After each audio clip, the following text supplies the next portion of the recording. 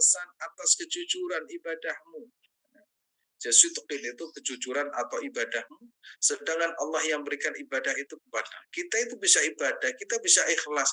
Yang meletakkan nilai ikhlas itu bukan kita, sebenarnya Allah. Masa masih minta balasan lagi kepada Allah? Nih, kalau saya membuat sebuah ilustrasi, ya, membuat sebuah ilustrasi itu kalau kita memiliki orang tua yang baik sekali. Orang tua itu semua hidupnya itu untuk anaknya. Dibelikan rumah, dibelikan mobil, disekolahkan sampai tinggi, keperluan apapun itu diberikan, kemudian diberikan dana untuk berusaha, kemudian sukses. Setelah sukses, ya datang kepada orang tuanya, terima kasih atas segalanya. Berhubung saya sukses, Pak, saya sekarang itu minta balasan. Loh, minta balasan apa? Wah, ya kan lucu orang seperti itu. Oh, kita sudah diberi segalanya, mungkin kalau dengan Allah itu wa in ta'uddu nikmatallahi la tuhsuha. Nikmat Allah yang kita terima kan banyak, mulai sehat walafiat. Bahkan dalam kajian sebelumnya kita diberikan nikmat namanya nikmatul ijad. Kita wujud kita di alam semesta itu kan nikmat. Semua kebutuhan itu juga Allah berikan kepada kita. Itu kan nikmat. Masa masih minta balasan yang lain? Ya, mestinya bukan minta balasan, yaitu rasa syukur kita kepada Allah Subhanahu wa Ta'ala. Jadi kalimat sederhana ini luar biasa. Ini kan kelanjutan dari makalah sebelumnya. Jadi kalau kita merasakan hayatan thayyibatan, hidupnya itu enak, berkecukupan, harmonis dengan keluarganya, tapi kan nggak terus menerus harmonis itu, ya bertengkar juga. Nabi saja itu harus bertengkar juga dengan istrinya. Itu menunjukkan bahwa kita itu manusia biasa.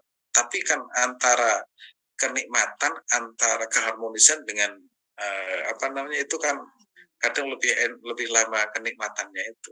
Nah, itu menjadi sebuah kewajaran. Nah, kita lihat bahwa itu semua adalah karunia Allah Subhanahu wa Ta'ala. Kalau kita sudah bisa menikmati itu, tanda-tanda atau kabar gembira nanti di surga, ya, ada balasan yang lebih bagus, ya, mendapatkan pahala di dunia dan juga pahala di akhirat. Nah, ini mengingatkan juga kepada kita bahwa kita yang hidup di alam semesta ini, ya, yang hidup di alam semesta ini, insya Allah ada tanda-tanda sebagai orang yang diterima ibadahnya oleh Allah Subhanahu wa Ta'ala. Nah, kalau sudah seperti itu, kita tidak perlu meminta balasan, tidak minta lagi ini dan itu kepada Allah Subhanahu wa Ta'ala. Cukup, ya, ibadah kita, semua ketaatan kita itu adalah anugerah terindah dari Allah kepada hambanya. Oleh karena itu, mari kita lihat slide-slide yang berikutnya. Dua buah ketaatan atas amalnya, ya, dua buah ketaatan kemarin sudah kita hayatan thayyibatan. Ya, hayatan thayyibatan, masih ingat bahwa hayatan thayyibatan itu pertama ar-rizqu al-halal. Itu saya ambil dari kitab yang ditulis oleh Imam Qurtubi, Tafsir Al-Ahkam. Yang kedua al-qanaah. Yang ketiga yaitu at-taufik, ya, pertolongan dari Allah Subhanahu wa Ta'ala. Itu hayatan thayyibatan. Kemudian balasan yang berikutnya yaitu di akhirat, surga Allah Subhanahu wa Ta'ala. Nah, kemudian surga ini kita bisa maknai yaitu ridho Allah Subhanahu wa Ta'ala. Kalau sudah Allah itu ridho, itu kan Allah akan memberikan yang terbaik untuk hambanya. Jadi surga itu bisa diartikan bahwa itu ridho Allah Subhanahu wa Ta'ala. Makanya kalau kita mempunyai orang tua yang mana orang tua itu ridho kepada kita, itu kadang anaknya bandel, anaknya itu, tapi orang tua kan nggak pernah berpikir lihat bandelnya. Pokoknya kamu saya ridhoi. Nah, ridho orang tua itu terletak, ridho Allah itu terletak pada ridho orang tua. Sehingga kadang orang tua kalau melihat anaknya itu, ya dilihat itu sisi positifnya, karena memang sudah ridho. Sama, Allah Subhanahu wa taala kalau sudah ridha terhadap hambanya, maka segala kebutuhan hambanya itu dipenuhi, berarti ridha. Nah, ini kabar gembiranya itu hayatan thayyibatan di dunia, lah nanti kalau di akhirat itu pasti dimasukkan ke dalam surga. Nah, surga itu apa? Yaitu beragam kenikmatan atau sebagai bukti ridha Allah kepada hambanya. Dan insya Allah saya yakin, hakul yakin, Bapak Ibu yang hadir pada pagi hari ini ya telah mendapatkan balasan dunia itu hayatan thayyibatan. Kalaupun ada sedikit-sedikit masalah itu sangat manusiawi ya. Jangan kemudian kita puluhan tahun dapat nikmat kemudian mendapatkan kesusahan sehari, kemudian kenikmatan yang sekian tahun lamanya itu terhapus dengan sehari itu. Ya, saya ibaratkan kita berjalan ya dari Malang ke Jakarta, jalannya itu bagus, kemudian sampai di daerah Banyumas, kemudian ada 1 kilo jalannya itu rusak, ya sedikit tapi tetap bisa jalan. Lantas mengatakan gimana pemerintah ini jalannya kok rusak? Lupa kita ratusan kilo mendapatkan kenikmatan. Sama kita diberikan mungkin yang ada di Zoom ini ada yang usianya 70 tahun, mungkin 60 tahun, 40 tahun mendapatkan kenikmatan, kemudian dapat ujian 3 tahun mengatakan, kenapa Allah selalu memberikan ujian? Loh, yang nikmat yang begitu banyak kau lupakan. Itu tandanya tidak melihat karunia Allah Subhanahu wa taala. Kita lanjutkan.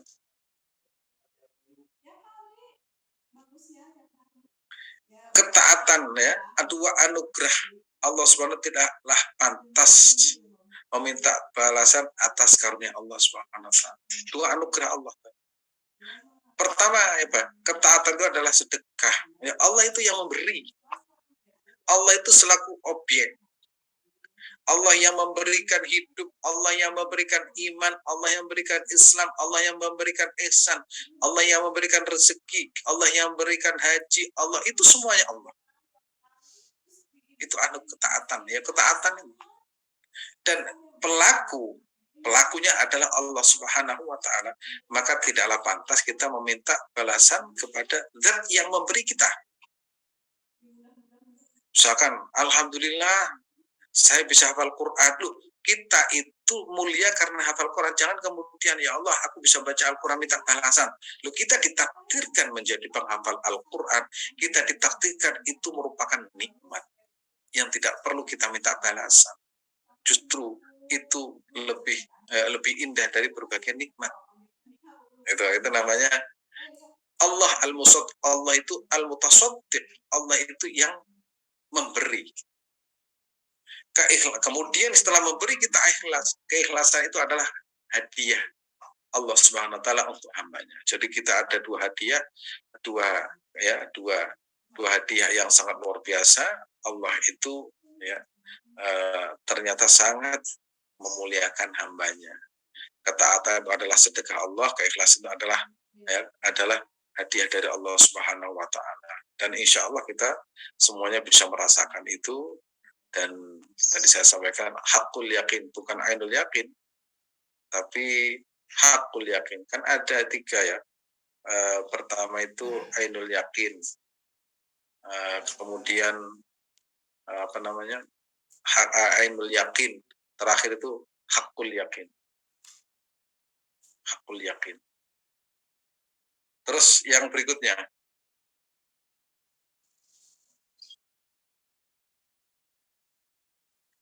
Allah Subhanahu wa taala pemberi anugerah. Allah telah memberikan anugerah kepada hamba yang beriman berupa ketaatan seperti sholat, puasa, zakat, haji, umrah, sedekah, apalagi baca Al-Quran. Semuanya, pokoknya semua ibadah yang kita kerjakan, baik itu wajib maupun sunnah, baik ibadah maliyah atau materi atau ibadah ruhiyah, baik ibadah muta'adiyah atau ibadah qasirah, semua jenis, maka tidak tepat bagi seorang hamba meminta balasan atas ketaatan, karena ibadah di atas itu merupakan kebaikan, hadiah, pertolongan Allah Subhanahu wa taala kepada hambanya. Nah, kalau kita meminta balasan, kan seolah-olah kita berjasa. Ya Allah, saya telah berjuang, ya Allah, menang. Kamu bisa berjuang itu atas pertolongan saya. Kalau dijawab gitu gimana? Saya ini ya Allah, saya yang berjuang, saya itu yang berjuang, saya berjuang, sehingga saya menegakkan, loh kamu itu loh berjuang, itu atas pertolongan saya. Tidak ada kamu pun juga tidak ada masalah. Saya berjuang atas nama Islam, sehingga Islam seperti ini. Tidak ada kamu itu loh, tetap Islam itu dijaga oleh Allah. Rasulullah SAW kembali ke Allah Subhanahu Wa Taala, wafat. Toh agamanya tetap dijaga. Rasulullah tidak ada, digantikan Sayyidina Abu Bakar, Sayyidina Umar bin Khattab, kemudian digantikan oleh Sayyidina Utsman bin Affan, digantikan pula oleh Ali bin Abi Thalib, digantikan Hasan dan Husain. Itu tambah banyak pengikutnya Islam sampai di Indonesia.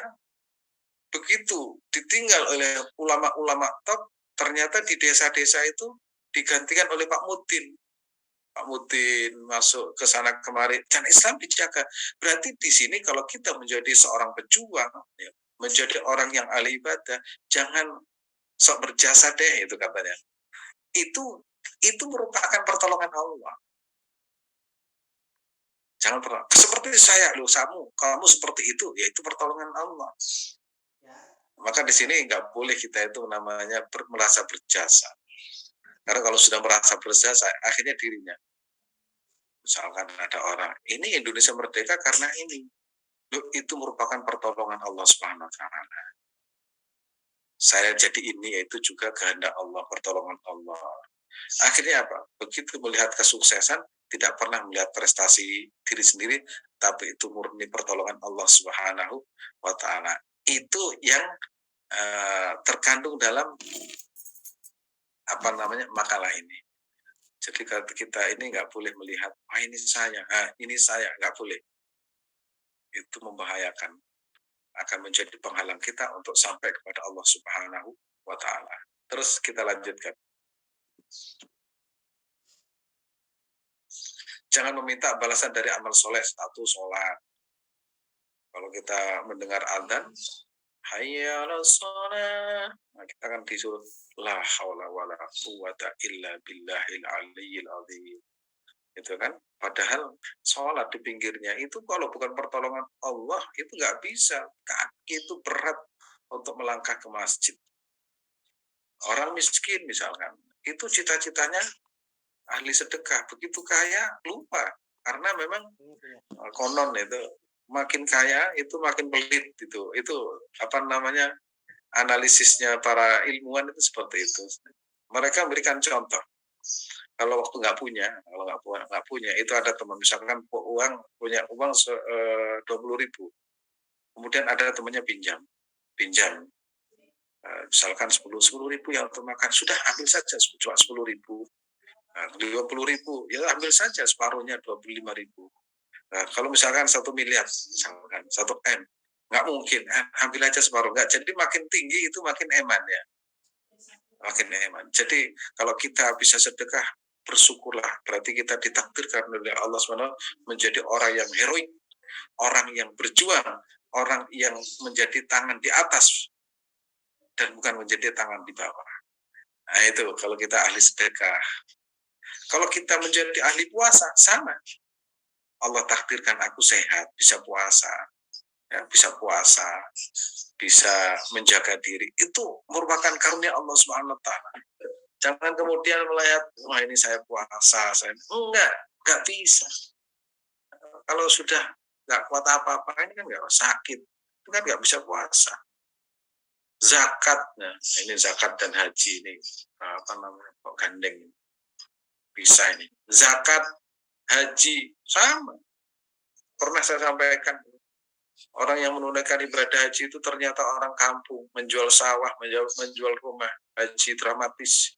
Mereka berangkat, kemudian sedangkan orang Mekah, mereka itu berlomba-lomba keluar dari Mekah, mereka tinggal di puncak, mereka tinggal di Perancis, karena mereka berpikir padat. Nah, untuk menghindari kepadatan, mereka keluar Mekah. Sementara orang Indonesia atas landasan iman, atas landasan perintah Allah Subhanahu Wa Taala, mereka datang berbondong-bondong hanya ingin memenuhi panggilan Allah Subhanahu Wa Taala. Itu pasti Allah kan senang yang seperti itu.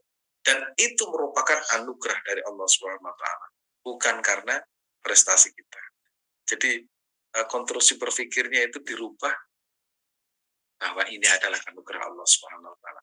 Membaca Al-Qur'an, ada orang misalkan cepat menghafal Al-Qur'an, itu anugerah Allah Subhanahu wa taala. Buktinya ada orang cerdas nggak mampu menghafal Al-Qur'an. Orang yang biasa-biasa saja, berarti dia itu sedang dititipi oleh Allah Subhanahu wa taala. Jangan kemudian mengatakan ini prestasi. Enggak, itu bukan prestasi. Itu sedang dititipi oleh Allah Subhanahu wa taala. Kuat berpikir juga sama.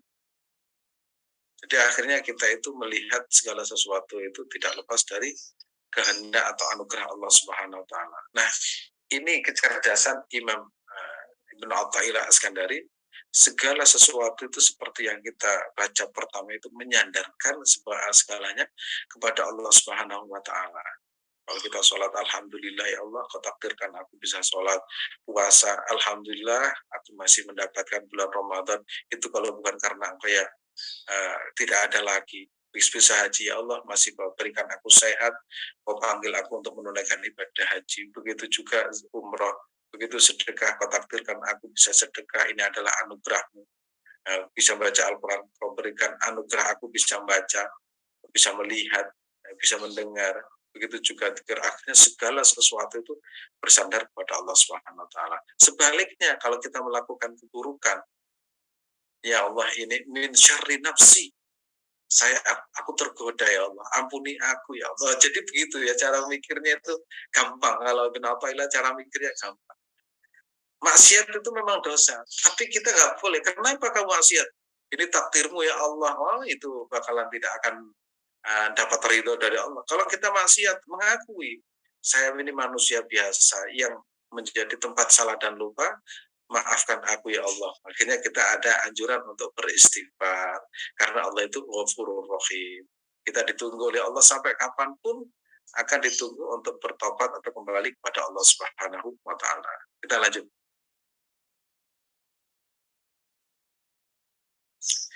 Ibadahmu tidak menambah kemuliaan Allah Subhanahu wa taala. Ya. Ibadah berupa amal soleh di atas merupakan pemberian hadiah Allah SWT kepada hambanya, maka tidaklah pantas meminta balasan atas amalnya, karena amal itu tidaklah menambah kemuliaan dan kebesaran Allah SWT, namun manfaatnya kembali kepada dirinya. Coba kalau kita misalkan semua orang tidak sholat, apa Allah itu rugi? Enggak. Semua tidak haji, Allah rugi? Enggak rugi. Allah tetap akbar. Allah itu tetap a'zam. Allah itu tetap karim. Allah tetap latif. Nggak akan mengurangi keagungan Allah SWT. Paling yang manusia itu hidup kan bergantian. Mereka itu yang bilang seperti itu, kita ibadah memuliakan Allah. Tidak ada kamu juga nggak apa-apa. Allah tetap mulia. Terus ibadah kita itu apa manfaat? Ibadah kita itu, ketaatan kita itu kembali pada diri kita sendiri. Misalkan orang berzikir, itu kembali pada diri sendiri apa? Akhirnya merasa tenang, damai. Membaca Al-Quran, ala bidzikrillah tatmainnul qulub. Baca Al-Quran itu akhirnya damai, senang, bahagia. Ya. Kemudian kita bisa sedekah, kembali juga kepada kita. Akhirnya rezeki kita berkah, ya. Bisa sedekah, akhirnya rezeki kita bertambah, rezeki kita dijaga oleh Allah Subhanahu wa taala. Itu kembali pada kita sendiri. Sholat misalkan, manfaatnya apa? Bukan untuk Allah. Allah, kita nggak sholat itu nggak apa-apa. Seluruh dunia nggak bersujud juga nggak rugi Allah. Nggak rugi. Tetapi manfaat sholat itu apa? Untuk diri kita sendiri. Nah, itu kan akhirnya ada kajian tentang manfaat sholat untuk psikologi, manfaat sholat untuk jasmani, manfaat sholat untuk kecerdasan intelektual dan spiritual, manfaat sholat untuk kesehatan otak. Itu akhirnya ditemukan. Nah, kita pun yang menemukan, para penulis itu jangan, ini prestasi bukan. Anda bisa menemukan, itu juga pertolongan Allah Subhanahu wa taala. Jadi akhirnya kembalinya itu moralnya kepada Allah Subhanahu wa taala. Jadi kalau kita melakukan itu bukan karena apapun, ya karena itu murni pertolongan Allah dan manfaatnya kembali kepada kita semua. Imam Al-Wasiti berkata, meminta balasan atas amalnya berarti melupakan apa? Melupakan karunia Allah, merupakan terhadap karunia Allah Subhanahu wa taala. Misalkan ya Allah aku minta balasan, berarti lupa kalau selama ini kita dianugerahi oleh Allah banyak hal. Kok baru sekarang mintanya? Dulu-dulu di mana?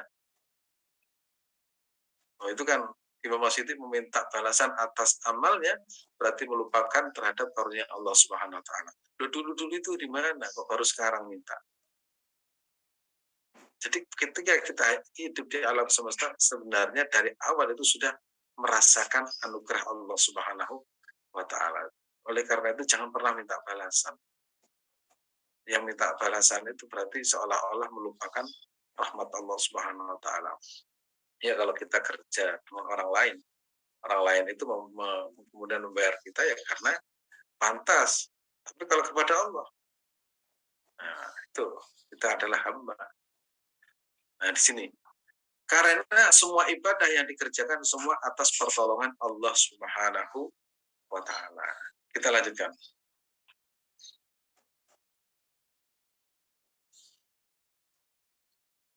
Perbuatan yang paling dibenci Allah apa sih? Jika seorang melaksanakan ibadah kepada Allah, jangan pernah berkata, saya telah melakukan taat, tetapi katakan, aku melakukan karena pertolongan dan fadl dari Allah Subhanahu wa taala, kemuliaan. Jadi nggak boleh ya. Karena apa? Wah, saya ini. Oh, karena apa? Yang muncul itu dirinya sendiri. Kan kadang ada orang di muka bumi ini selalu paling suka mengambil apa namanya? Misalkan ada orang sukses, itu tak saya tolong itu. Itu bayangkan orang yang menolong asli itu rasanya gimana? Mengambil apa? Mengambil itu biasanya politisi ya. Politisi itu seperti itu. Kita yang berbuat tapi mereka yang mendapatkan anugerah dari presiden. Padahal yang bekerja itu kan di bawah ini, bekerja keras, mereka itu kadang tidak pulang, meninggalkan keluarganya berbulan-bulan. Begitu sukses, pimpinannya langsung ke depan. Itu anak buah saya. Ya, itu rasanya anak buahnya itu sudah, wah gimana ini? Sama. Kalau kita itu bisa berbuat, nah, ini amal saya. Loh, kita beramal itu loh atas pertolongan itu kalau Allah ngomong kepada kita, kamu itu nggak ada apa-apanya, oh, itu semua pertolongan. La haula wala quwata illa billah. Itu sering. Nah, kalau dulu kan masih kuliah, masih anu kan ada misalkan teman seperti itu. Dia bisa sesini, biar sukses itu saya tolong. Ya, padahal nggak pernah nolong apa-apa. Tapi itu ngomong di mana-mana supaya dia itu dikatakan orang hebat. Itu namanya ingin tampil menjadi pahlawan. Nah, itu namanya merasa berjasa. Itu perbuatan yang paling dibenci karena meniadakan Allah Subhanahu wa taala sebagai zat yang mutasaddiq. Kita kan juga nggak mau misalkan kita berjuang mati-matian kemudian tiba-tiba ada orang datang. Itu dia bisa seperti itu ya karena saya tolong. Kalau tidak ada saya, oh itu rasanya itu mangkelnya itu 7 turunan itu. Nah, ini. Terus berikutnya, jika mengedepankan aku yang melakukan taat itu akan melahirkan ujub dan berjasa yang ujungnya adalah melahirkan kesombongan. Wah, ini amal saya. Itu kan muncul banget. Hebat ya. Padahal dia itu sedang mencari perhatian orang lain. Nah, kita mau mencari perhatian Allah ya kan lucu. Kita ini seperti ini itu bisa bikin itu pertolongan Allah Subhanahu wa taala. Makanya ada sebuah cerita menarik itu. Ada seorang santri top ya, santri top menjadi seorang kiai. Kemudian suatu saat itu dia itu khutbah ternyata kiainya itu duduk di soft pertama. Ya, soft pertama. Langsung kan keringetan. Karena sang kiai itu kan tahu cara bacanya yang salah, tahu masa kecilnya itu kan seperti itu. Ketika mau nasihat, namanya khutbah kan nasihati, masa kiainya dinasihati. Kiai itu tahu. Nah, kita ini tahu di hadapan Allah kan tidak apa-apanya. Masa kemudian ini saya, ini itu yang nggak pantas. Maka itu akhirnya melahirkan namanya ujub. Nah, kalau sudah melahirkan ujub, berakhir pada kesombongan karena merasa hebat. Itu yang dibenci oleh Allah Subhanahu wa Ta'ala. Kita lanjutkan.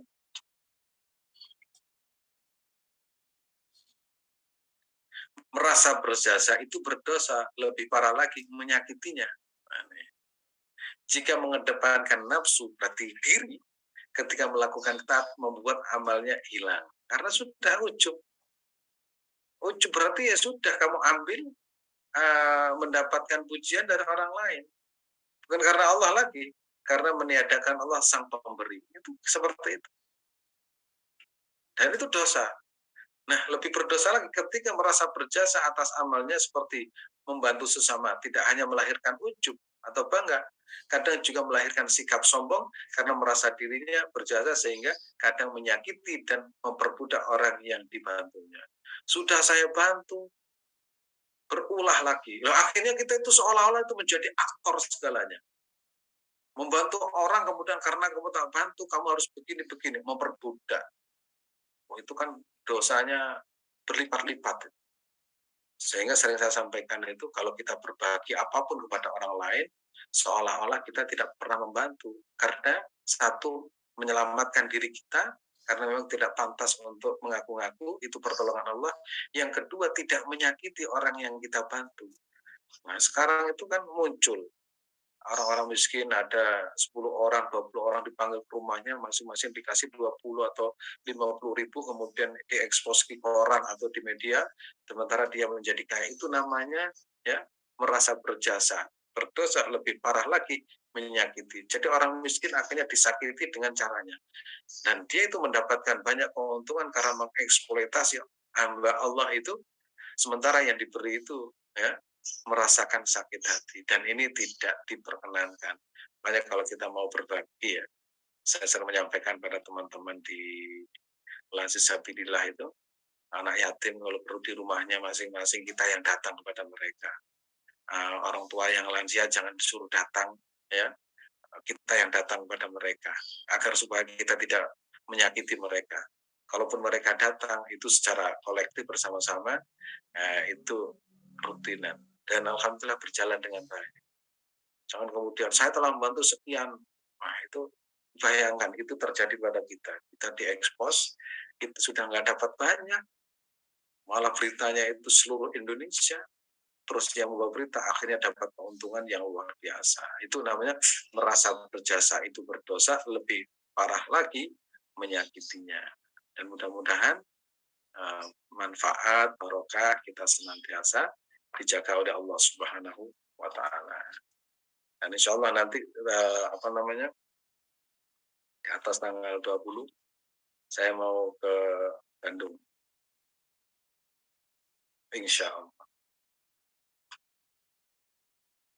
Terima kasih, saya kembalikan kepada Bang Hasan. Alhamdulillahirrabbilalamin. Alhamdulillahirrabbilalamin. Alhamdulillahirrabbilalamin. Ya, terima kasih Ustaz. Masya Allah ya. Setiap kajian Al-Hikam ini membuat hati kita banyak terenyuh dengan nasihat-nasihat yang dalam. Barakallah, semoga apa yang disampaikan oleh Ustaz, Bapak Ibu dapat meresap dan menjadi akhlak, muncul ke dalam akhlak, perilaku, kata-kata, pandangan mata, gerak langkah kita dilembutkan, ya dijaga oleh Allah Subhanahu wa Ta'ala. Insya Allah kita akan langsung ke pertanyaan Bapak Ibu, mengingat ada agenda yang akan dilakukan ya pagi ini oleh Ustadz. Jadi mungkin hanya 1-2 pertanyaan yang akan kita bahas ya Bapak Ibu sampai pukul 6.30 nanti. Yang pertama nih Ustadz, kita sering menolong orang, tapi bagaimana menjaga sikap hati apabila yang ditolong itu nggak tahu terima kasih gitu Ustadz? Mungkin singkatnya seperti itu. Silakan Ustaz. Terima kasih. Memang kita itu ketika bisa menolong itu langsung kita menghadap, terima kasih ya Allah, Kau telah jadikan aku orang yang bisa menolong orang lain. Adapun mereka itu tidak berterima kasih, itu urusan mereka. Yang kita bangun adalah hati kita, itu bersyukur kepada Allah bisa menjadi orang yang bisa berbagi. Adapun mereka yang seperti itu kan memang perlu ada penyuluhan agama, kemudian ikut pengajian sehingga kita sendiri kalau misalkan dibantu orang mengucapkan terima kasih, dan itu perintah Allah Subhanahu wa taala. Dikatakan orang tidak bersyukur kepada Allah kalau tidak mau berterima kasih sesama. Itu kan masalah ilmu. Makanya orang yang berilmu itu banyak keuntungan. Pertama, kalau setiap berbuat itu selalu ada landasannya. Kalau orang awam kan tidak. Sehingga ada sebuah pepatah ya, ibadahnya tidurnya orang alim itu lebih baik daripada ibadahnya orang ahli ibadah. Jadi orang alim berpikir itu lebih bagus daripada orang yang tidak berilmu tapi rajin sholat. Artinya apa? Kalau orang yang tidak berilmu rajin sholat, pasti itu masalahnya adalah apa? Kesolehan yang tidak dilandasi dengan ilmu, pasti lahirnya itu ujub. Lahirnya itu sombong. Perhatikan, orang yang rajin sholat berjamaah, tapi tidak ada ilmunya, pasti akan menganggap orang lain tidak seperti dirinya, itu kadang dihukumi. Masa orang rumahnya dekat masjid, nggak sholat, masa orang Islam kok tidak berjilbab, masa itu akhirnya apa? Orang lain itu dihukumi, padahal dia itu baru saja berjilbab. Selama puluhan tahun tidak berjilbab, itu berjilbab sekali, orang lain yang tidak berjilbab itu dihakimi semua. Karena apa? Tidak ada landasan ilmunya. Kalau punya landasan ilmunya, alhamdulillah ya Allah, Kau jadikan aku bisa berjilbab. Mudah-mudahan tetangga saya nanti bisa berjilbab. Loh, itu karena pikirannya itu Pak, positif. Karena Pak landasannya ilmu. Kalau enggak, wow, itu masih mendingan. Kadang yang apa ini? Tidak berjilbab, tidak syar'i dan sebagainya. Loh, itu kalau kita berkata seperti itu kadang bisa melahirkan murka Allah. Itu kan mau tidak mau hamba Allah. Memang dalam hal ini salah tidak berjilbab. Bisa jadi setiap malam sholat tahajud. Bisa jadi yang berjilbab itu jarang-jarang tahajud. Hanya satu kebaikan yang dilakukan kemudian menghakimi orang lain. Itu laki-laki ilmunya. Makanya kita memang nggak boleh berhenti untuk belajar. Ya, tidak pernah diperbolehkan untuk berhenti belajar. Dan kalau kita menjadi orang yang beri, bersyukurlah. Ya, bersyukur kepada Allah Subhanahu wa taala. Kalau belum bersyukur mereka kepada saya, kepada kita semua, itu memang urusan mereka, tapi perlu mereka itu belajar, dan kalau mereka mengerti pasti akan melakukan yaitu atau mengucapkan berterima kasih. Karena berterima kasih itu juga ibadah. Gitu. Baik, semoga terjawab. Lanjut ke pertanyaan berikutnya. Ini kan sepanjang kajian ini Ustaz, kita kan berbicara tentang bagaimana adab kita berdoa gitu, meminta. Mungkin ini muncul pertanyaan. Lalu pada saat kapan gitu Ustaz kita berdoa yang doa kita itu sebenarnya menunjukkan adab kita, tidak mendikte gitu. Saatnya kapan tuh untuk berdoa gitu? Saat kondisi seperti apa?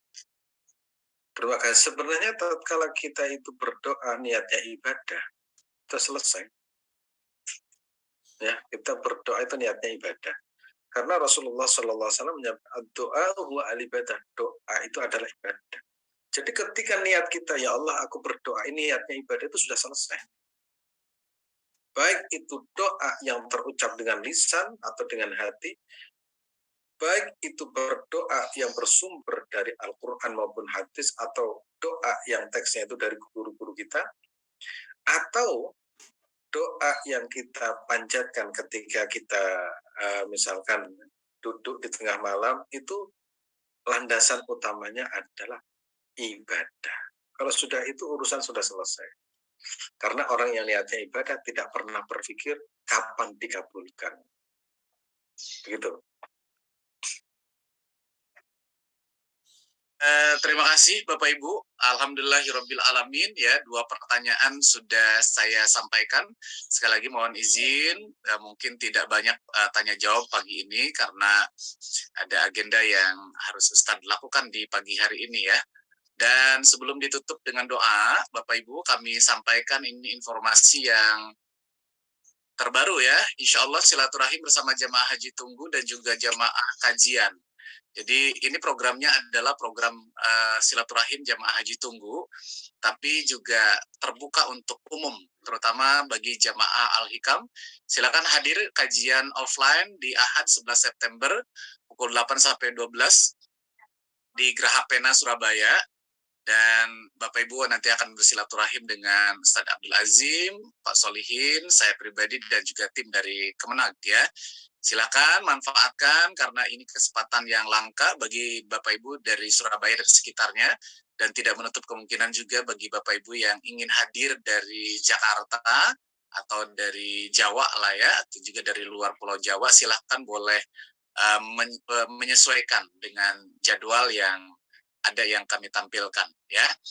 Demikian Bapak Ibu, silakan untuk mendaftar ke Bunda Narti untuk didata, mengingat pesertanya terbatas ya, ruangannya terbatas. Terima kasih, kami tunggu silaturahimnya, dan Ustadz berkenan menutupnya dengan doa, mudah-mudahan menjadi keberkahan untuk seluruh jamaah Al-Hikam di pagi hari ini. Sebelum berdoa, ini ada Pak Solihin ya, sebentar, saya ini dulu nih, kita tanya dulu nih, apa yang akan disampaikan nih Pak Solihin tentang open table kita pagi hari ini. Ya, makasih Coach Hasan. Assalamualaikum Ustaz Azim dan Bapak Ibu semuanya. Selepas nanti doa, kita akan bahas mengenai pendaftaran ibadah haji. Memang temanya sederhana, tapi saya yakin dan percaya di antara Bapak Ibu semuanya nanti juga ada para follower ya, subscribernya Yeskitur di YouTube ini masih menanyakan bagaimana sih syarat-syarat daftar haji. Sekali lagi temanya sederhana Bapak Ibu semuanya, namun menjadi hot topic ya, sehari itu kan kami menerima 70 yang menanyakan tentang haji. Dan 50%, 60%-nya mereka menanyakan bagaimana cara mendaftar haji. Ya, ini harus kita pahami, dan mohon izin Bapak Ibu semuanya, apabila Bapak Ibu ingin juga menyuruh haji gitu ya, gampang aja. Nanti buka YouTube kita, Yeskitur.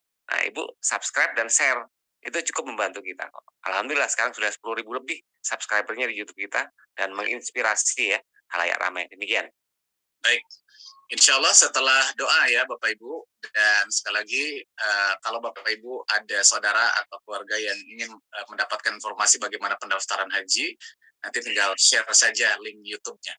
Ustadz berkenan untuk menutupnya dengan doa, silakan Ustadz. Terima kasih.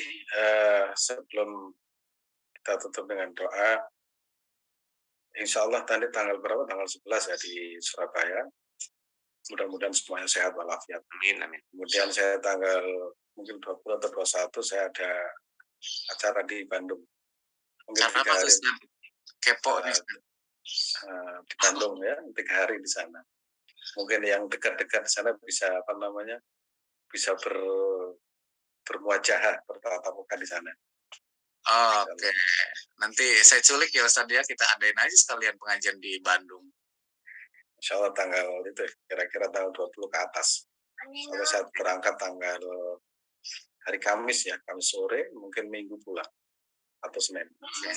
Baik, setelah ini teleponan ya Ustadz ya. Silakan Ustadz. Jadi kalau misalkan nanti ada mau bertatap muka di Bandung, yang di Jakarta bisa ke kan dekat, jaraknya seperti Malang, Surabaya. Ya. Kalau Bandung itu sama. Ya, silaturahmi, dan mudah-mudahan dengan silaturahmi Allah berikan pertama murah rezeki, kedua itu panjang usia, dan insya Allah hidup kita itu manfaat dan ilmu kita itu barokah. Amin ya rabbal alamin. Amin.